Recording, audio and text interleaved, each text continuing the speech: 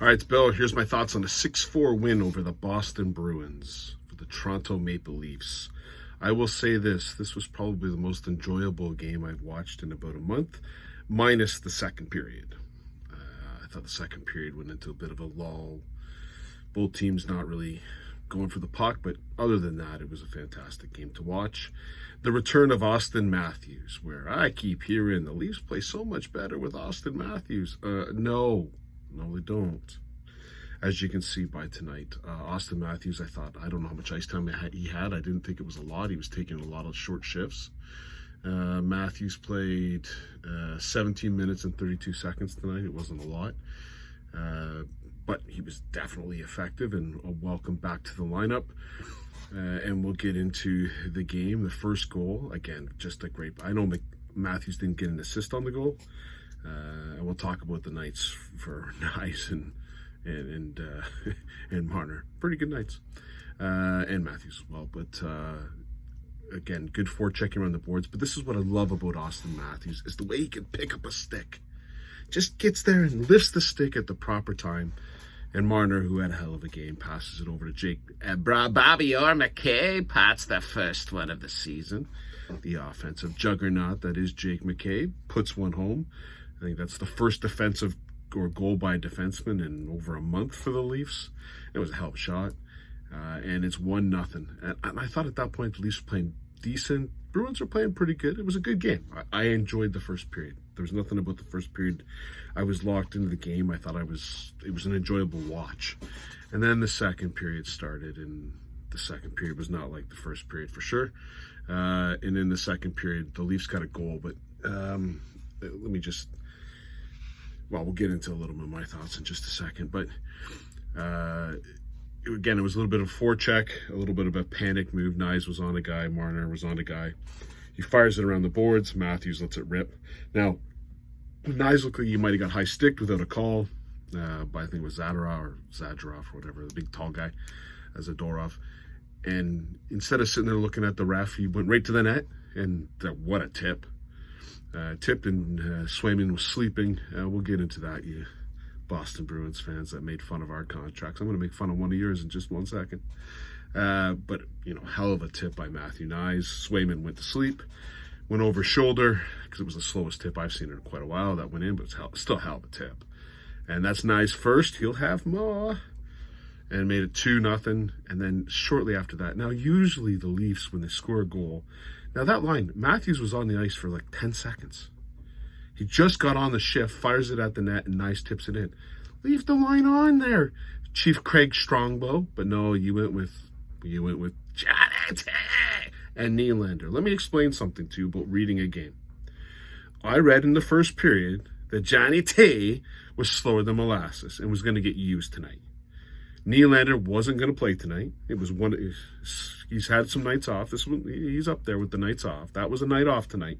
He's not going to play. And yet John Strongbow goes with the second line. Usually, just leave the first line on. They just scored a goal. They were on the ice for 10 seconds. I don't care if you're trying to match up. Johnny T was getting used all night. And what was it? 12 seconds later, the Johnny T coverage in front of the net. And if you guys want to say that I don't like Johnny T, just watch this game, please. For the love of Pete. If you think that Johnny T is a good player, just watch tonight's game where he's playing a team that can use him. He got used. He got used by something. Anyways, he forgot to cover the guy in front of the net. Morgan Geekie scores his 9th goal, and it's 2-1. And then the third line. Now, I keep reading about how this third line is the best third line in the history of the NHL of third lines. I'm going to tell you a couple third lines, okay? Here's one. Peter Zezel. We're in the year of Zezel. Remember, it was the year of Zezel. Peter Zezel, Mark Osborne, and Bill Berg. That was a third line. That was an awesome third line. You want to know another good third line? Igor Korolev, Sergei Berezin, and Gary Volk. That was a good third line. You want to know why they were a good third line? Because they outworked every other team and defensively were responsible, and they threw in the odd puck in the net. This third line is about as far away of those two third lines as you can possibly get. Now, before I start going crazy on individual players on this third line, I like Domi. I might be one of the few, but Domi is not a centerman. He ain't a centerman. It is not fair to put a guy who don't play center at center. It is a Leaf weakness that has to be addressed at the trade deadline. I don't know what assets we have. They're not very good. But we need a third line or a second line center. We need a centerman. Domi ain't one. Bobby McMahon.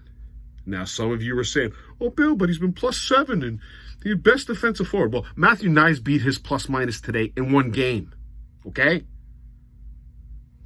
Against the Boston Bruins. And guess what that line was up against? Take a look at Pasternak's night tonight. -4. So I can tell you he wasn't going up against Tavares. So when he scored, he was playing against Tavares. Bobby McMahon he's fine. He's fine. Individually fine. But on that line, you can't have a little passenger. You got to have like a defensive juggernaut. Bobby McMahon is not a defensive juggernaut. He's typically not in his position.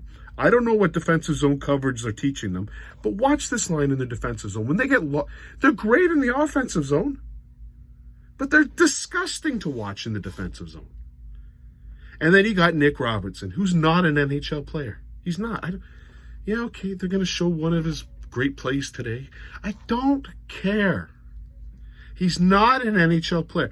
There used to be a guy in the Leafs called Josh Levo. And everyone said, put Josh Levo in the lineup. Oh my God, Josh Levo is going to be the next coming. He scores every time he gets in the lineup, blah, blah, blah, blah, blah, blah, blah. Josh Levo left the Leafs and had I think he played with Vancouver for like 2 seasons. He's not a good player. Nick Robertson is not an NHL player. Quicker we admit it, the quicker we get past it. When you put these three together in the defensive zone, it's a disaster. And that's what led to the second goal for the Bruins. There was an icing, silly icing, because you don't have, every time Nick Robertson's skating, it looks like he's going to fall down. Well, icing, next thing you know, a draw, and like in a defensive zone coverage, typically 2 guys don't go to 1. That's typically how you do it, right? So you lose a draw, and Robertson bumps into McMahon. I don't know who's in the wrong there, but one of them's in the wrong. Domi's got his centerman. He leaves the centerman for the defenseman, and the puck goes back to the centerman, who bangs it home. Trent Frederick, with how much time left? 1 minute and 16 seconds. You can't afford this nonsense. A lose a draw, and the guy, basically your centerman, just gives up a breakaway. Oh, maybe I'm wrong. Maybe that's the best third line in the history of third lines. I would disagree with you. Third line cost them a goal. And then the Matthew Knies show started. Matthew Knies had a game. 3 goals, 2 assists, +6. Marner. Mitchie Montano. It could have been 4 goals, but he did make the right move. He shot it in the net. That was the right move there. 1 goal, 4 assists, +5. Austin Matthews, 1 goal, 2 assists, +5. That's a domination of the Bruins by 1 line. Johnny T! William Nylander and Max Pacioretty, -2. The only time they were, and by the way, Tavares was on for a goal because Matthew Knies took a horrible pass, a horrible play by the defender in the low line, missed it, and then a spin around backhander in the corner. Just a beautiful goal. And then right after that, what was it? 34 seconds later, Johnny T! Took more time. Woo. You remember like the Space Invaders game with the Atari? When at the beginning of the game, the aliens were coming down like really, really slow. And as you got to bigger levels, the Space Invader alien just kept coming down like fast. Johnny T plays the game like Space Invaders level 1. Slower than you can get. I got the puck, coach. What am I going to do with it? I don't know. Maybe I'll look at William Nylander, who blew the zone and is at the Boston Bruins. Oh, who took the puck away from me? Oh, was that Pasternak? Boom! Tie game. How does an $11 million player, like I timed it, it was 2.7 seconds from the time he touched the puck and didn't make a decision until Pasternak took it from him. Space Invaders, level 1 speed, bud. No bueno. And Pasternak scores. And a minute after that, you saw what a real dominant center does. A person who gets only, one of the top 4. This is what you expect an $11 million player to do. Matthews went in, destroyed McAvoy behind the net, took the puck, passed it out to Knies, who roof-daddied it for the hat trick. Now, I want you to watch what the players did. Yeah, it was awesome you get the hat trick, hell of a shot. But that goal don't happen unless Matthews Matthews, I don't know how many hits did they give Matthews tonight. I don't have, by the way, I don't have a Ryan Reeves report for you, and I'm not displeased about it. How many hits they say Matthews had? 1 hit. He had more than that, bud. But that's, I guess, the hit you're gonna take. I'll take that hit. Knocks McAvoy off the puck. Pass to Knies with the hat trick, and then you had an empty netter from Mitch Marner, which could have been the 4th goal for Knies, but that's the right play. There's no selfishness there. The actual player for Boston was expecting the pass from Marner. Mitchie made the right move. Mitchie had a game. Mitchie was great tonight. Matthews was great tonight. Knies was insane tonight. And then right after that, the Leafs had... Why change the line? Strongbow goes back with the Tavares line.